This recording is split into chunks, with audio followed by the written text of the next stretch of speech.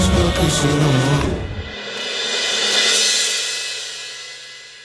এটা তো আমরা সবাই জানি যে কৃষ্ণের ছেলেবেলা কোনো সাধারণ বাচ্চার ছেলেবেলা নয়। এই রূপে থাকলেও উনি তো আসলে নারায়ণ। আর এটাও সত্যি যে এই রূপে সংসার আমায় রাধা নামে চেনে, কিন্তু আসলে তো আমি নারায়ণের লক্ষ্মী। তাহলে বলুন, বিবাহ সম্পন্ন করতে সংকোচ কিসের? দেবী রাধা, আপনার যুক্তি যথোচিত, কেন জানি না আমার বড্ড সংকোচ হচ্ছে। ব্রহ্মদেব, আপনি নিজের সব সংকোচ দূর করুন। আপনি কিচ্ছু অনুচিত করছেন না। কৃষ্ণ নিজের বাল্যরূপে আছে, কিন্তু আসলে তো ও রাধার প্রেমিক। ক্ষমা করবেন দেবী পার্বতী, কিন্তু এই বিবাহ কোনো সাধারণ বিবাহ নয়। এটা হলো সৃষ্টির পালনকর্তার বিবাহ, আর তাই এই বিবাহ উপযুক্তভাবে হওয়া অত্যন্ত প্রয়োজন। তাই এইভাবে শ্রীকৃষ্ণের বিবাহ ওনার বাল্যরূপে হওয়া এ তো একদমই উচিত নয় দেবী। আপনারা সকল দেবতাগণ একটা খুব গুরুত্বপূর্ণ কথা ভুলে যাচ্ছে। কোন কথা মহাদেব? গৌরী, আমার আরাধ্য শ্রীকৃষ্ণকে ওনার ইচ্ছার বিরুদ্ধে কেউ এই ব্রহ্মাণ্ডের কোথাও নিয়ে যেতে পারে না। আর আমার আরাধ্য নিজের ছেলেবেলার রূপে স্বয়ং রাধারানীর সাথে এখানে উপস্থিত হয়েছেন। তাই এর শুধু একটাই অর্থ যে আমার আরাধ্য এই বিবাহের জন্য নিজেই স্বীকৃতি দিয়েছেন। কি আরাধ্য, আমার অনুমানটা সঠিক তো? হ্যাঁ আরাধ্য।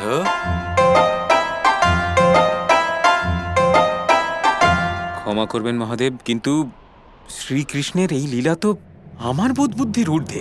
আমার আরাধ্য, যিনি এই সংসারে সকল প্রাণীর নিয়তি নির্ধারণ করেন, তিনি নিজেই নিজের নিয়তির বিরুদ্ধাচরণ কিভাবে করতেন। আর সেই জন্য ওনার রাধারানী ওনার মান রক্ষা করার জন্য এই লীলা রচনা করেছেন। আর নিজের রাধারানীর মান রক্ষা করার জন্য আমার আরাধ্য লীলায় ওনাকে সঙ্গ দিয়েছেন। সেই জন্য ছেলেবেলার রূপ ধরে নিজের মা যশোদার স্বপ্নে দেখা দিলেন, যাতে এই বিবাহ সম্পন্ন হতে পারে। হে আরাধ্য, আপনি ধন্য। আপনি যে শুধু আজ নিয়তির মান রক্ষা করেছেন তাই নয়, বরং রাধারানীরও প্রেমের মান রক্ষা করেছেন। এবার আপনার কাছে একটাই অনুরোধ, আপনি দয়া করে আপনার প্রকৃত রূপ ধারণ করুন। হ্যাঁ কৃষ্ণ, আমারও এটাই ইচ্ছে। যদি আপনাদের সকলের এই ইচ্ছেই হয় তাহলে তাই হবে।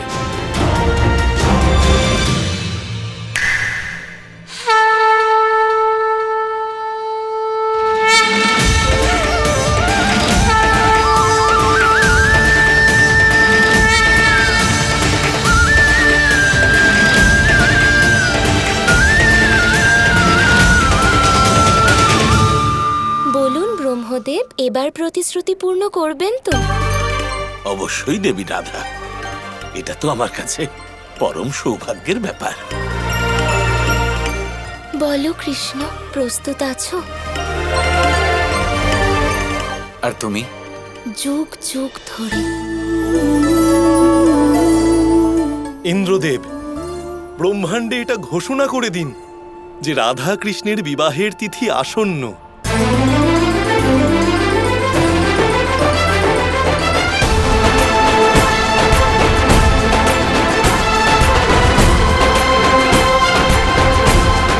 সকল দেবতাগণ আমাদের প্রণাম গ্রহণ করুন।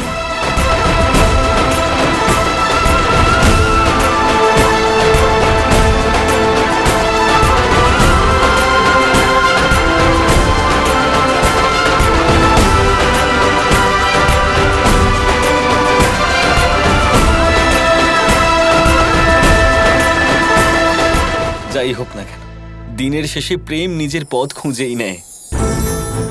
রাধার প্রেমও নিজের পথ খুঁজে নিয়েছে, সমস্ত বাধা পরাজিত করে দিয়ে অবশেষে এবার তোমরা দুজন পরিণয় সূত্রে আবদ্ধ হতে চলেছ। এই শুভক্ষণের প্রতীক্ষা আমরা দুজন সকলে কবে থেকে করছি। এবার তুমি দেখো কানাই, আমি কিভাবে তোমাকে প্রস্তুত করি। এই বিবাহ হলো এই সংসারের সব থেকে অনন্য বিবাহ। তাই এই বিবাহে আমাদের বরকেও তো সেইভাবেই প্রস্তুত হতে হবে, তাই না? আপনি বরকে যতই প্রস্তুত করুন না কেন দাদা, বধূর সামনে কিন্তু বরের প্রসাধন ম্লান হয়ে পড়বে। এবার দেখা যাক যে এই বিবাহে বধূকে বেশি সুন্দর দেখায় নাকি আমাদের বরকে। দেখা যাক। যদি তাই হয়ে থাকে তাহলে আমরা মেয়েরা রাধার প্রসাধন করব আর আপনারা সব পুরুষেরা কৃষ্ণের। তারপরই না হয় দেখা যাক কার প্রসাধন বেশি সুন্দর দেখায়।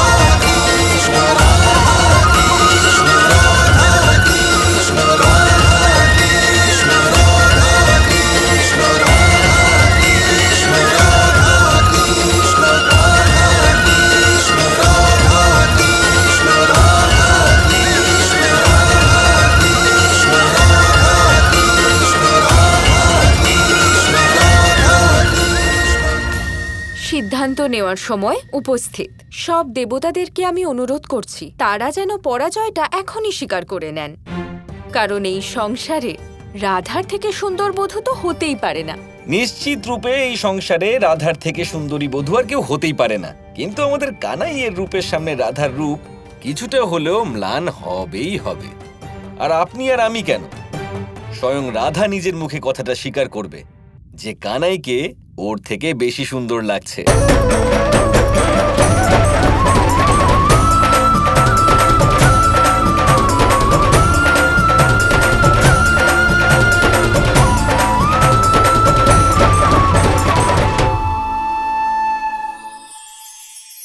আমরা সকলে সামাজিক জীব। মানুষের সাথে দেখা সাক্ষাৎ করা এটা চিরকালই চলতে থাকে। আমরা কখনো কাউকে উপহার দিই, আবার কখনো কেউ আমাদের উপহার দেয়। কখনো কি এমন হয়েছে যে আপনি কাউকে একটা উপহার দিয়েছেন, কিছু সময় পরে বা কিছু মাস পরে সেই উপহারই ঘুরে ফিরে আপনার কাছেই এসেছে, অর্থাৎ সেই বস্তুটাই আপনার কাছে আবার ফিরে এলো? এরকম হয়। ছেলেবেলায় একদিন একজনের বিবাহ ছিল, তখন মা তাকে একটা উপহার দিতে চাইছিলেন, তাই তিনি একটা পোশাক বানালেন আর সেটাকে সুসজ্জিত করছিলেন। আমি দেখলাম আর জিজ্ঞেস করলাম যে মা, এই পোশাক এত সুসজ্জিত করার কি আছে? তখন মা বললেন যে কানাই, কখনো কাউকে এমনই উপহার দেবে, এমন প্রকারে দেবে যে সেটা যদি আবার ঘুরে ফিরে তোমার কাছে ফিরে আসে তাহলে যেন তোমার খারাপ না লাগে। এটাই কিন্তু হয় আমাদের ব্যবহারের সাথে, কর্মের সাথেও এবং আমাদের কথার সাথেও। তেমনই আচরণ করবেন যে আচরণ আপনি সহ্য করতে পারবেন। যদি মুখ থেকে কটু কথা বেরোতে থাকে তখন নিজেকে সংযত করে নিন। সেই শব্দই প্রয়োগ করুন যেটা আপনি তার বদলে শুনতে চাইবেন এবং আপনার দুঃখও হবে না, কারণ আপনার কর্ম এমন একটা উপহার যেটা আবার ঘুরে ফিরে ফলস্বরূপ আপনার কাছেই আসবে। সেই জন্য নিজের আচরণ শুভ করুন, নিজের মানসিকতা শুভ করুন, নিজের মুখ থেকে মধুর বাণী নিঃসৃত করুন আর এইভাবেই মধুরভাবে বলুন, রাধা রাধা।